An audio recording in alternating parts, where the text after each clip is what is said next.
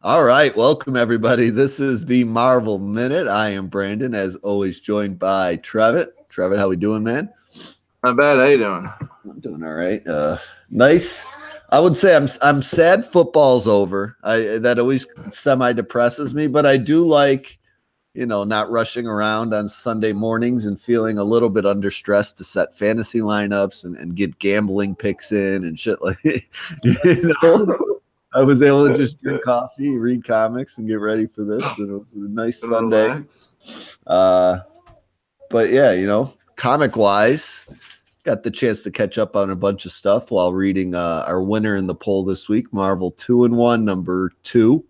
Say that 6 times fast. But that edged out Legion number 1 by like 1 or 2 votes. And Avengers 676, which isn't getting much love, only 11% of the vote there this week. And I wrote all that stuff down. I'm not recalling it from memory. A little prepared this week. See what not having football does to me. But yeah, we are going to talk Marvel 2-in-1 here now. So we got writer Chip Zdarsky, who I was all over at the beginning of Superior arc, but I've enjoyed, what he gave us the first issue of this series.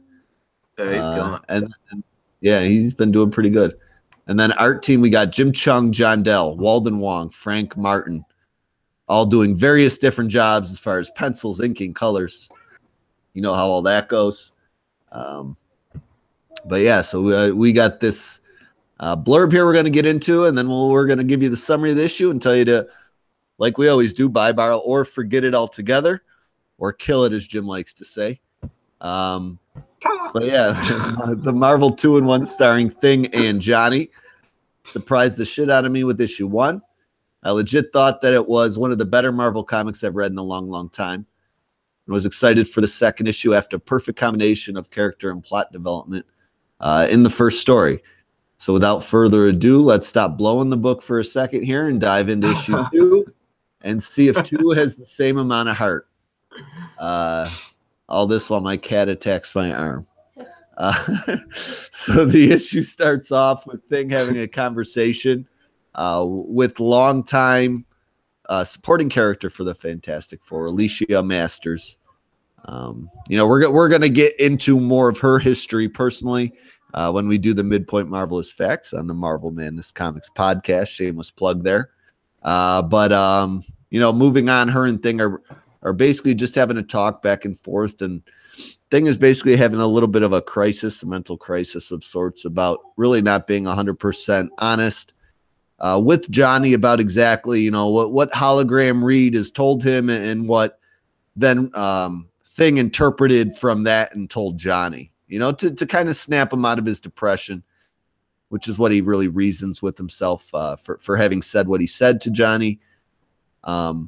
But I don't know, you just get a good exchange back and forth while she's working on a new Fantastic Four sculpture, since that got destroyed in Spider-Man, didn't it? What is it? Isn't Alicia working on a new Fantastic Four sculpture since the sculpture got destroyed in Spider-Man? So, yeah. Yeah, it did get destroyed. And amazing. It was amazing, right? When it got destroyed. I think one of the issues that Human Torch guest appeared in. Because he freaked out about it because he was. Yeah, him and Spider-Man were kind of screwing around in the building, going after each other, and I think it got blown to bits. He was pissed that Peter bought the Baxter building. Yeah. And he was just freaking out about everything. Yeah. But yeah, so that's where the kind of this all stems from as far as I can tell, so cool continuity shot out there. But then we move on, unless you got anything to add about that, Steve. No. Yeah, and then we move on to 2 days later, and we see Thing and Johnny hanging out, testing out the Fantastic card, chatting with each other. We get a quick recap, basically, from Johnny in one word bubble of what happened last issue, and in case you missed it and you just jumped on here. And then the two approach what they think is basically the answer to the first clue that they're chasing after, and the device that they're looking for is basically hidden on Monster Island from what they anticipate. the two heroes, begin exploring the island, really not having any idea of where to look at first. They kind of end up following their senses to this cave, and they are looking for what Reed told them was the multi-sec. And it's basically this magic device. It looks a lot like a mother box. That'll take them anywhere in the multiverse, I think. Wasn't that what they said last issue? Yeah, it'll take them universe hopping. Yeah, so it's basically like, boom tube them around with the help of the Fantastic Car is my anticipation. But so they're looking for this multi-sec, and they approach a cave opening. They end up entering, and as they get deeper in it and it gets darker, Ben asks Johnny to throw the old flame on. And as he does, they're pretty much surrounded by Mole Man, a bunch of his little green, weird-looking accomplices, and then a villain from one of the first Fantastic Four issues, Googum, the son of Goom, and his former enemy. So yeah, we got our two culprits for our midpoint facts straight out of this issue. It's going to be Googum, and it's going to be Alicia. So I thought that was pretty sweet. We got two people we haven't been able to spotlight yet, since no Fantastic Four book's been around since we started doing things. But then Mole Man basically makes a deal with anyone that'll listen in the room, all the bad guys surrounding Thing and Johnny. Whoever trounces these two, beats the hell out of them, gets to rule everybody that's living on this monster island. And there's some connection to Monsters Unleashed. Is that the name of the book? Yeah, Monsters Unleashed. Is that the current ongoing series? I don't imagine the miniseries. They don't really specify which one they're talking about. But if you're reading that book, there's a shout out to you, which is kind of cool, I guess. Not super. I thought it was like the little mini event. Was it the mini? I don't know. I didn't read. Yeah. I read the first issue. You and me, covered the first one together? Yeah, we covered the first one. Because that's what he's talking about, where he says the great clash of the monsters. So that's what it was when they were all fighting each other. Okay, yeah, and then so that's why they're all, the reason for them being all here. Instead of, Mole Man's usually found in the depths of New York City, from as far as I can tell, any book I've usually read. Or maybe he just tunnels everywhere. He's got, I don't know how he does his thing. It was the Moloids that were in Venom not too long ago, right? With the dinosaurs. Yeah, with the dinosaurs. They were all like, because the dinosaurs were eating them, and then they ended up, living in harmony by the end of that arc, I think. The dinosaurs ended up like being their protectors or something. Yeah. But, anyway, well, whatever. We're not stressing out about Mole Men continuity. They're all here. And Ben and Johnny basically look at each other while they're talking shit. And they're like, yeah, we're going to have to fight everybody here. He's like, we're going to have to fight these monsters. Yeah. And he's like, yeah.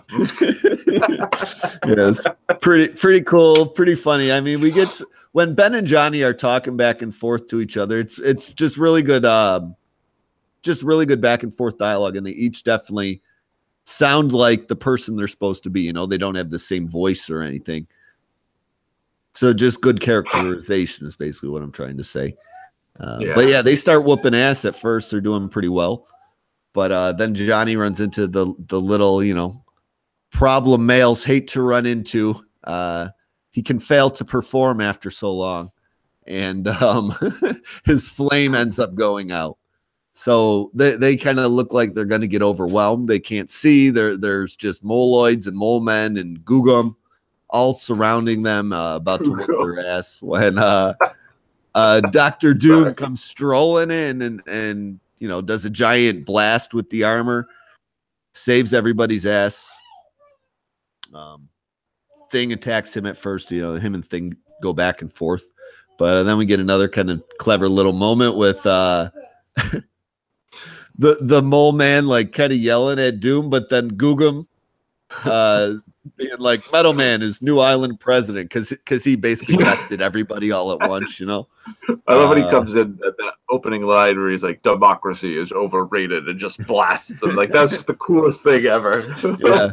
Mole Man's not super thrilled about this. He's trying to overrule this decision Googum has declared, and Doom basically yells at everybody to to take Mole Man out of here. He wants some alone time with Thing and Johnny so they can discuss matters. Thing's pretty pissed that Doom's been stalking them, and he knew this was basically all set up to have Thing unlock the device so Doom could follow him and blah blah blah blah blah. So he's real pissed off. Doom's pissed off. There's no real lead here. Sorry, did I cut you off? No, I'm sorry. I'm like rereading Doom's dialogue and just laughing when he's like, "My loyal citizens, please take my political rivals deep into the earth. I wish to be alone." Yeah, I know. I said earlier this week to you when we were chatting, like that Doom's dialogue. Yeah, I always got to read twice, and not because I don't understand it. Once because I'm usually laughing because it's just always so over the top, and then once just to really understand it and enjoy it for what it is. But I had the same thing going on. Yeah, so Doom basically is chastising these two, just going on a wild goose chase from something that Reed sent them on, a mission post-mortem that probably Reed didn't even finish, because Doom likes to always think himself superior to Reed. Things obviously, not going to just sit there and take shit from Doom, so they get in an argument before Doom gets in kind of really some last words as he takes off, insulting the two left of the Fantastic Four, calling them basically useless as he takes off, useless without Reed. And that leads all to our flashback. So yeah, Doom's technically a good guy, but still has the Doom attitude really deep down inside of him is what you take down from that exchange, if you ask me, really. He doesn't really go after the good guys, but if there's something that suits his motivations, he's not going to let anything stop him from getting what he wants, which is what's going on here. But it seems like he's kind of given up the chase at the same time. He thinks Reed's full of shit, Yeah. I think he's just saying that to put them off, like oh, we're not going to see him again. We don't got to worry about it, But he's probably still keeping tabs. Yeah. I get that. I get that sense as well. Like he thinks it's a wild goose chase, but he's just going to be more in the background. Just hope these two don't get in any more trouble, so he doesn't have to save their ass again. But then we go to this flashback. So this flashback, long story short, is basically the middle act of the book, and it's Victor Von Doom receiving this physics award as Reed and Ben look on. The flashback goes on to recap what then Reed was referring to as their first real mission together. So just something Ben and Reed would know, and really nobody else, not even Johnny, was up on this information. So as the two sneak back into this school where Victor's award is kept, they go and basically deface his name. So instead of Victor Von Doom, it says Victor Von Doof, which really, is basically the ultimate insult to Victor. He's got a bunch of people laughing at him, and anytime they would always fix the trophy, anytime throughout the years, as far as what I could understand, Reed would always sneak back in there, and change it back to Victor Von Doof, like to just forever keep this embarrassment hanging over Victor's head. My favorite thing when he says, when Reed would glance at Ben and like they'd have this middle of this battle, he's like, Victor became this big serious villain that he's like, but every once in a while in the heat of battle, Reed would shoot me this look that is like, we'd know about that moment we played that prank on Victor. And it's just too funny. Yeah. Like the only bad thing that Reed's ever done in his life, not even really, all that bad, because it even still looks like masking tape with an F just written on it. It's not like he changed the engraving, but but yeah, it's like he loves this one bad thing he did, and him and Ben share this moment. So this is all connecting the dots for Ben and Johnny to go check out this place, the first real mission to see. What was that? Don't worry about that. Oh boy, hot mic. Sorry. Jeez, I think your soul just escaped your body there. But okay.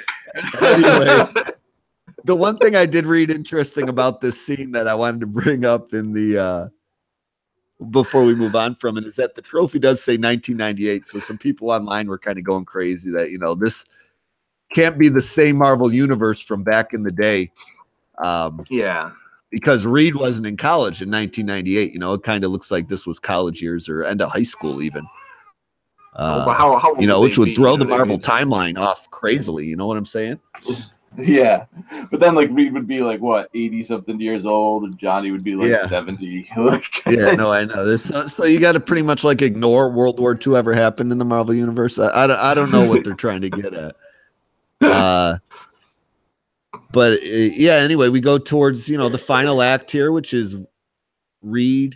No, not Reed. I'm sorry. Ben and Johnny at the school digging in the bottom of this trophy and basically pulling out what they've been looking for since the end of the or middle of first issue when they found out about this multi-sec. They pull it out, and Ben says, as the issue closes up, we got to start thinking about where we want to go. So yeah, that's how things end. So buy, borrow, or forget as far as we go. You know, I definitely think straight out this is a buy issue. The story moves just enough. Not saying it's slow or anything, but it moves enough that, you know, you're getting a little bit of the mystery each issue with just enough characterization to not be bored or you know, the scenes change, the transitions are nice, the art is perfect, compliment to everything going on here. So yeah, I don't know. Like I said, it just feels like a more classic feel to the Marvel Comics line again, and in the books, and I hope a few more kind of get this treatment, get you on board for, you know, the characters you're missing, and even if it's just a hunt for the people, if it's done this well, it'll be cool to watch and see go down. So yeah, this is a buy for me. I really like, you know, even though I was a fan of Chip at first in his Marvel work, I really like what he's doing here, and I can't wait for issue 3. So if Trevor's still alive, he didn't gas himself out over there. I don't know. What do you think? I was wondering if that was if the mic was gonna pick that up. I didn't realize it was gonna be that loud as the air. I was like wait, leather. Is he really farting? No, oh yeah, he's really farting. I didn't think it was gonna register the mic, but I couldn't help it. I've had bad gas ever since I woke up. I woke up this morning with like the worst stomach ache ever, and I've just been burping and farting. Oh, that's nice little comic relief there. So yeah, I love this book too, and I used to have the same feelings about Chip Zdarsky. Like when I first read those spectacular issues, I did not like him. I hear good things about his Howard the Duck. I liked his Star-Lord, but the spectacular totally put me off him. And then I read this issue, it made me go back to read like the most recent spectaculars, which weren't that bad. But this book is fantastic. It definitely goes back to the roots of the Fantastic Four. When we got to that point in the issue where I forgot to mention it earlier, where Alicia and Ben were having the conversation, and it says, you know, in Fantastic Four 277. I went back and I read 277, which was an issue with two separate stories that kind of converge with each other, where like Reed and Sue are held captive by Mephisto, and Doctor Strange is trying to free them. And then Ben's just coming back from Secret Wars and finding out that Johnny and Alicia have hooked up. Although I guess later on in Secret Invasion we find out that Alicia is a Skrull. So, yeah, she mentions that in this issue. Yeah, that's what leads to, you know, spreading it out. So she must have been a Skrull for a long time. But that was a good issue, and like reading that issue, I got the same kind of feeling that I get like reading this and like the first one. So it does like provoke that that feeling that old Fantastic Four comics give you. That was during the 277 was during the John Byrne era. It's pretty much just perfect. Like I loved it. I love the art. I love the colors. I really don't have any complaints. I love Doom. I love his dialogue in this book. He sounds more like Doom in this book than he did in Infamous Iron Man. Like I know he was like trying to be a changed man, and it was from like a different perspective of Doom, different point of view for Doom in that book. But this is just more actual Doctor Doom, just the way he talks, the way he insults Ben. Like, he didn't insult Ben in Infamous the way he insults him in this book. Like, it's perfect. Like, everything he says is just, I just laugh hysterically every time I read it. The flashback was great. Jim Chung's pencils were great. The detail was fantastic. You can tell, like, just the cracks in Ben's, like, skin or epidermis, whatever you want to call it. The colors were excellent. The lighting, like when the sun reflects off everything, we're in the cave and Johnny's fire lights up. Doom's magic starts lighting up the cave and all the green reflecting off everyone's faces. I loved this issue. It was perfect all around. It's definitely my book of the week. It was totally a buy. Kind of. Yeah, I mean, I agree with everything you said there. My daughter is singing its praises in the background as well. With that, we're going to wrap it up. You guys can find us, talk about a few more books each week on the Marvel Madness Comics podcast, which we mentioned earlier. It's got a few different, segments and stuff mixed in there throughout. So check us out there. Help us out. And, we're going to sign out here. You can find us next week. Polls up on Monday. Been pretty good about that lately. Aaron hasn't had to remind me. And so we're signing out and we'll talk next week, guys. Peace out and adios. Peace.